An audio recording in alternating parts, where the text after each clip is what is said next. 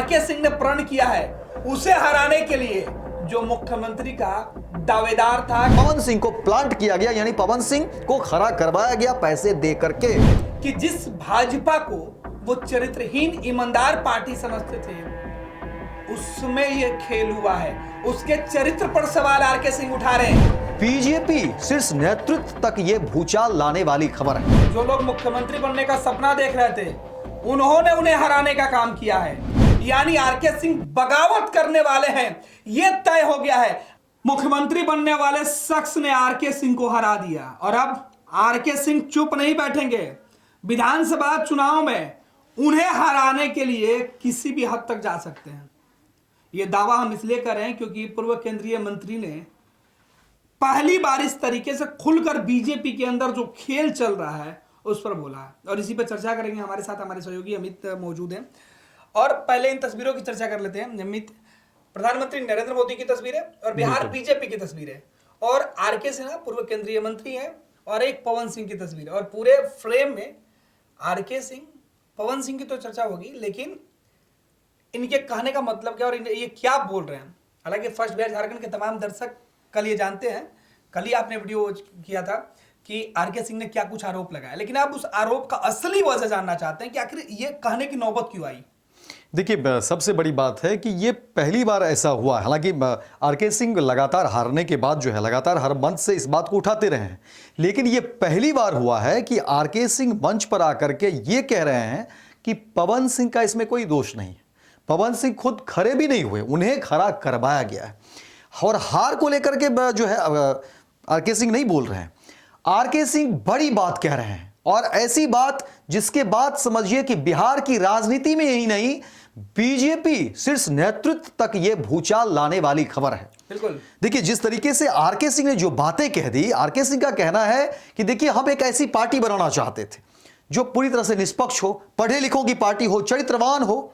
और जब इस तरह की बात मुख्यमंत्री नीतीश कुमार को पता चलता है तो देखिए वो हमें साथ लाते हैं और उसके बाद फिर बीजेपी जो है, बीजेपी के साथ हम जाते हैं, बीजेपी हमें साथ लाती है। लेकिन अब आरके सिंह जो आरोप लगा रहे हैं, आरके सिंह का कहना है कि देखिए बीजेपी शीर्ष नेतृत्व जिस तरीके से पवन सिंह को टिकट देती है वहां पर और फिर जिस तरह से खबरें जो तमाम तरह की अटकलें लगी और उसके बाद पवन सिंह को कहा गया था कि ठीक है आप इसको ड्रॉप करिए और आपको टिकट दी जाएगी और टिकट नहीं दी गई।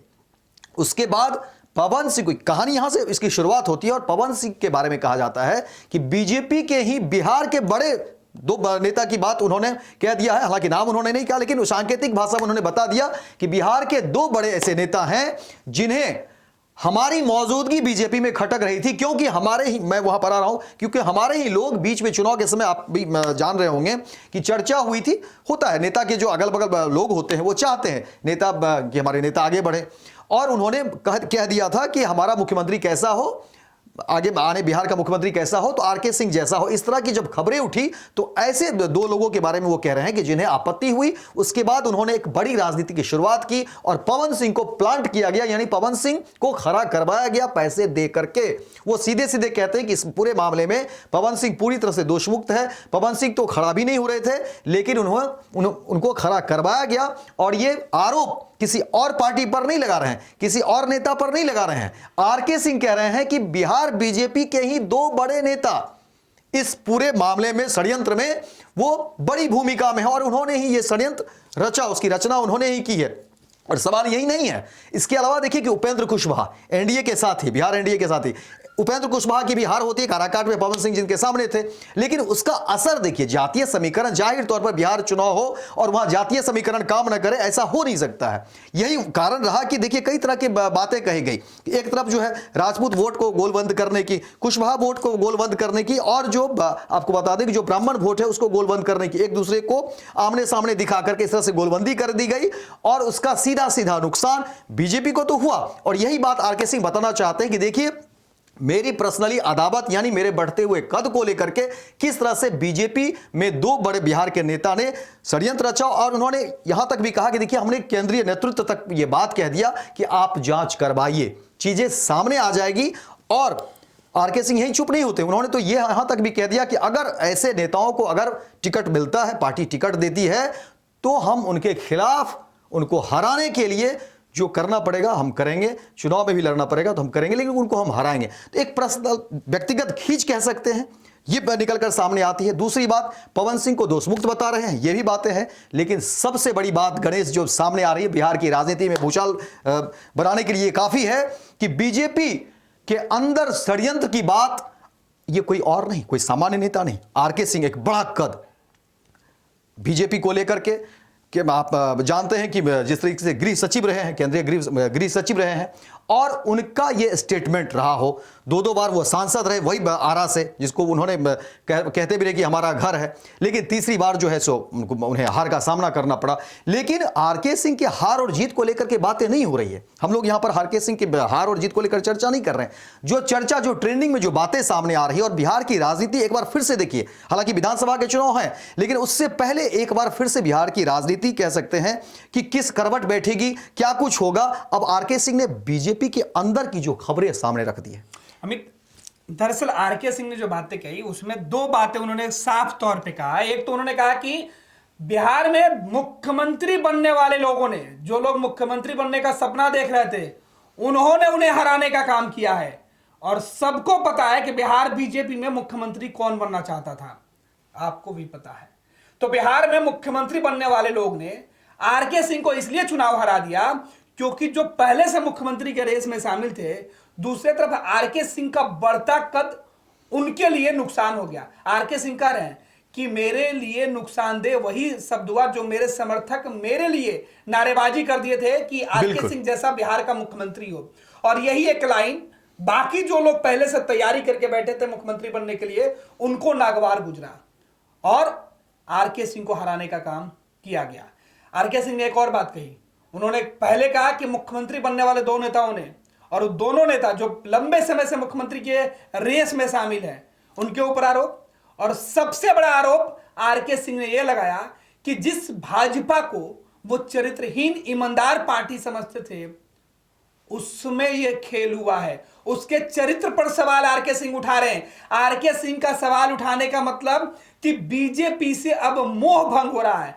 क्योंकि अमित, जिस तरीके से आरके सिंह ने, आपने बताया कि आरके सिंह ने कहा कि वो चुनाव लड़ेंगे और हरवाएंगे, उन्होंने सीधे तौर पे कहा कि जो व्यक्ति मुख्यमंत्री बनने का सपना देख रहा था, विधानसभा चुनाव में आरके सिंह पार्टी फोरम के खिलाफ जाकर, उसके खिलाफ जाकर चुनाव लड़ेंगे। यानी आरके सिंह बगावत करने वाले हैं, यह तय हो गया है। आरके सिंह ने साफ कर दिया कि हमने प्लान कर लिया, प्रण कर लिया।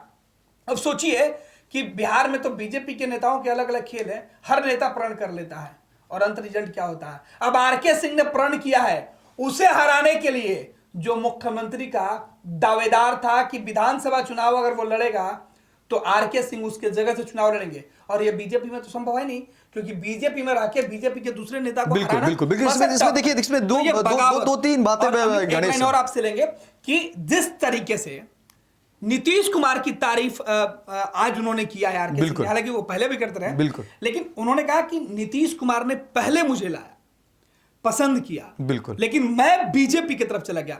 मतलब नीतीश कुमार के प्रति रॉयल्टी दिखा रहे हैं, लेकिन वो कह रहे हैं कि बीजेपी के साथ। और मुझे बीजेपी लग रही थी कि ये निष्ठावान लोगों की पार्टी है, पढ़े लिखों की पार्टी है, चरित्रवान की पार्टी है।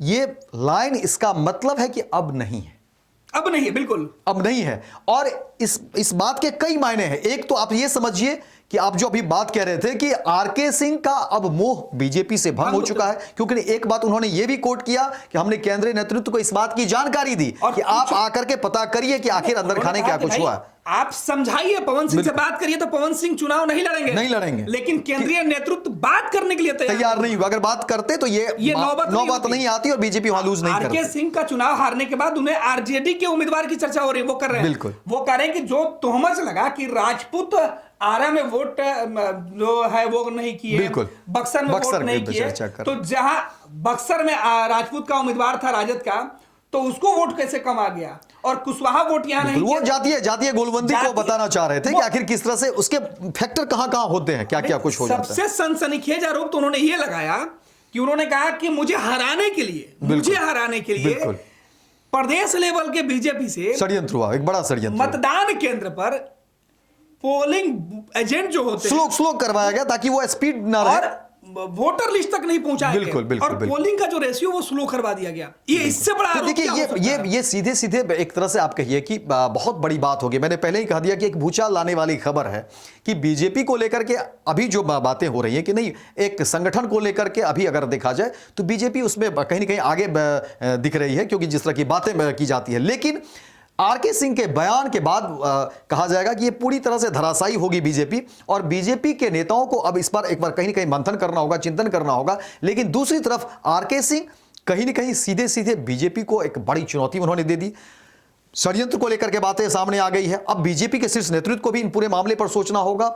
दूसरी ये बात कि अगर इस तरह की बातें हैं जिसका जिक्र आरके सिंह ने कर दिया है, तो फिर बिहार बीजेपी के लिए भी ये सोचने का विषय है, क्योंकि देखिए सामने चुनाव है और चुनाव में जिस तरह की तैयारी की बात सामने आ रही है, आप एनडीए को साथ लाने की बात कर रहे हैं, लेकिन अगर बीजेपी ही एकजुट नहीं है, बीजेपी के तमाम नेता ही अगर एकजुट नहीं है, अब समझिए कितनी बड़ी चुनौती बीजेपी के अंदर। ये तो बगावत है, बगावत है, बिल्कुल बगावत है कि आरके सिंह ने खुलकर इशारा कर दिया है कि वक्त अगर पड़ी, अगर ऐसी नौबत आई तो वो बीजेपी से रिश्ता एक झटके में तोड़कर विरोध में खड़े हो सकते हैं। बिल्कुल। और मुख्यमंत्री नीतीश कुमार के प्रति उनका सॉफ्ट कॉर्नर, देखिए मुख्यमंत्री नीतीश कुमार के बारे में वो कहते हैं कि देखिए वो उन्होंने मुझे पहचाना, क्योंकि मैं चाह रहा था कि चरित्रवान पार्टी बनाओ, पढ़े लिखे की पार्टी बनाओ, इस तरह की बात जो वो कोट करते हैं, और नीतीश कुमार ने मुझे पहचाना और फिर बीजेपी मुझे ले गई अपने साथ। तो इस तरह की बात करने के पीछे देखिए, और नेता जब इस तरह की बात करते हैं तो सीधे बैकअप तैयार करना है कि एक प्लेटफॉर्म तैयार है। जदयू जो है, नीतीश कुमार का कंधा मेरे लिए तैयार है। और देखिए जिस तरह की बातें निकल रही है, और आरके सिंह एक बड़े कद के नेता हैं, और वो अगर मीडिया में सामने आकर के कुछ बात रख रहे हैं, तो जाहिर तौर पर देखिए कि पार्टी लाइन की तरफ उनकी बातें वहां नहीं पहुंच रही है, वहां बातें नहीं हो रही है, कहीं ना कहीं कम्युनिकेशन गैप है, जिस बात की खींच वो मीडिया में आकर के रख रहे हैं। क्योंकि देखिए इससे पहले हार को लेकर के बोलते रहे हैं, पवन सिंह को लेकर के बोलते रहते थे, लेकिन पहली बार ऐसा हुआ है जब पवन सिंह को वो दोषमुक्त बता रहे हैं, कह रहे हैं कि पवन सिंह की गलती नहीं है, और पूरी कहानी जो स्क्रिप्ट है उन्होंने मीडिया के सामने रख दिया, पूरी कहानी उन्होंने रख दी और बीजेपी को ही कटघरे में खड़ा कर दिया। एक बड़ा सवाल जो है उन्होंने सामने रख दिया। बिल्कुल अमित, पवन सिंह दोष मुक्त हो गए, गुनहगार नहीं है पवन सिंह आरके सिंह के नजरों में। लेकिन आरके सिंह जो बातें कर रहे हैं, ये बिहार बीजेपी के नेताओं को सोचना होगा कि क्या आरके सिंह ने दूसरी फील्डिंग शुरू कर दी है। आरके सिंह जिस तरीके से चैलेंज कर रहे हैं कि बीजेपी का अगर कोई भी मुख्यमंत्री का उम्मीदवार चुनाव के मैदान में अगर उतर गया, वो 2 लोग 3 लोग जो मुख्यमंत्री के लिए नारे लगवाते थे, बिल्कुल, तो उनके खिलाफ आरके सिंह खुद चुनाव लड़ेंगे। और ये उनका प्रण है, मतलब सोचिए कि यह सौगंध है उनका कि वो सामने वाले को हरा करें। और किसको हराएंगे? बीजेपी के उस कद्दावर नेता की, जिसकी वजह से वो चुनाव हार गए। अमित, 2 चीज, एक तो आरके सिंह ने साफ कर दिया कि वो चुनाव लड़ेंगे और उसको हरवाएंगे, बीजेपी विधानसभा का चुनाव अगर वो लड़ता है तो सामने वाला। दूसरा, आरके सिंह ये भी कह रहे हैं कि हमारी बात बीजेपी के लोग नहीं माने, और ये तब कह रहे हैं जब विधानसभा का चुनाव सामने है। तो ये जो समय आरके सिंह ने चुना है, हार के काफी दिन हो गए, लेकिन अभी जो खुलासा करने का उन्होंने समय लिया, यह समय बहुत महत्वपूर्ण है कि आखिर ऐसे समय पर क्यों। देखिए जाहिर सी बात है, देखिए उनके स्टेटमेंट में ही बहुत सारी बातें हैं। एक तरफ जहां वो बीजेपी के कुछ नेताओं को लेकर के जो वो बातें कह रहे हैं, तंज कस रहे हैं, कोस रहे हैं, षड्यंत्र की बात सामने रख रहे हैं, वहीं दूसरी तरफ पूरी पार्टी को लेकर के भी अपनी बात कह रहे हैं कि हमने शीर्ष नेताओं तक की भी ये बात कही और वहां से भी बातें नहीं सुनी गई, यानी पूरी पार्टी को वो कटघरे में खड़ा कर रहे हैं। वहीं दूसरी तरफ देखिए कि वो मुख्यमंत्री नीतीश कुमार को लेकर के जिस तरह से सॉफ्ट हैं, जाहिर तौर पर एक विकल्प उन्होंने तैयार कर लिया है और जो पूरे षड्यंत्र से उसको उन्होंने सामने रख दिया। और देखिए जाहिर तौर पर जो आरा लोकसभा सीट है, जहां से 2 बार आरके सिंह जीत करके सामने आए, तो वो चाहते हैं कि जो है वो उनका घर बना रहे और फिर से वो, ठीक है विधानसभा चुनाव की ही बात होगी क्योंकि अभी वही सामने में है, लेकिन उन्होंने एक विकल्प तैयार कर लिया है। और जब विकल्प मिल जाता है गणेश, तो आप समझते हैं कि फिर जो बैट्समैन होते हैं, जब बॉल सही सामने हो तो वो छक्का या चौका लगाने से परहेज नहीं करता। बिल्कुल अमित, तो ये सबसे बड़ी खबर बिहार में, बिहार बीजेपी के अंदर भूचाल आ चुका है, बिहार बीजेपी के अंदर टकराहट बढ़ चुकी है, बिहार बीजेपी के अंदर मुख्यमंत्री बनने वाले नेताओं की अब पोल पट्टी खुलने लगी है। जो लोग मुख्यमंत्री बनने का सपना देख रहे थे, जो लोग अपने ही उम्मीदवार को हराने का काम किए हैं चुनाव में, उनका अब एक एक करके हर वो राज, हर वो साजिश जो पर्दा डला हुआ था, उससे पर्दा हटने लगा। यानी मुसीबत बिहार में बीजेपी के अंदर। नीतीश कुमार के ऊपर बीजेपी दबाव डालने की अभी रणनीति के तहत अभी आगे बढ़ती है कि उसके पहले ही भाजपा में जो उथल पुथल की स्थिति हुई है कि बैकफुट पर अब बीजेपी दिखाई पड़ेगी। यानी बिहार में आरके सिंह ने वो गेंद फेंका है जिससे अभी बीजेपी के ही तमाम नेता घायल होते हुए दिखाई पड़ रहे हैं। आयुष्मान भारत के तहत निशुल्क surgery Netaji Subhash medical college एवं हॉस्पिटल में जनरल सर्जरी, नेत्र surgery, ENT surgery, ortho surgery, प्रसूति एवं स्त्री रोग सर्जरी की सुविधा आयुष्मान भारत के तहत उपलब्ध है। साथ ही बीमा कंपनी के द्वारा इलाज की सुविधा। NSMCH, Amhara, Bihta, Patna. Panorama group, जो सोचता है वो करता है। ये लो मुंह मीठा करो, आज मैंने अपना जॉब छोड़ दिया, अब हम पूर्णिया वापस जाएंगे। जॉब छोड़ दिया है? मतलब ये घर कैसे चलेगा? हम करेंगे क्या? और माँ बाबूजी क्या बोलेंगे? इसलिए मैं एक और मिठाई का डब्बा लाया। अपने बिजनेस के लिए लोन अप्रूव हो गया। अरे लोन अप्रूव हो गया वो तो ठीक है, लेकिन पूर्णिया में हम रहेंगे कहाँ? अपना घर भी तो नहीं है वहाँ। इसलिए तो एक और मिठाई का डब्बा अलग से लाया हूँ। हमने पूर्णिया में घर ले लिया है, पूर्णिया के ई होम्स पैनोरमा में। पूर्णिया में पैनोरमा ग्रुप लेकर आए हैं ई होम्स पैनोरमा। बड़ा घर, आलीशान जिंदगी और अत्याधुनिक सुविधाओं के संग। अरे अरे, अब क्यों मुंह मीठा करवा रही हो? क्योंकि हम घर वापसी जो कर रहे हैं। घर वापसी की खुशी पूर्णिया में ई होम्स पैनोरमा के संग। ई homes Panorama, luxurious lifestyle redefined.